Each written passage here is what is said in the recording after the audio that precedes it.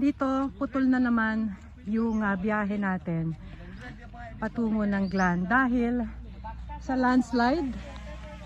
Nung gumuho yung gilid ng bundok ay natakpan na yung highway. Hindi pa to na-clear yung portion na to.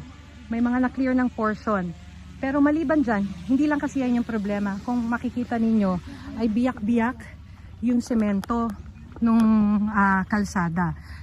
Katulad nito, naghiwa-hiwalay na yung kalsada. Mas matindi banda rito, mas maluwang na yung pagkakahiwalay nung kalsada. Katulad nito, oh. Medyo kailangan mo nang tumalon para lang makarating doon. Pwede hubang paalalay? Papaalalay lang tayo para 1, 2, 3, go! Okay.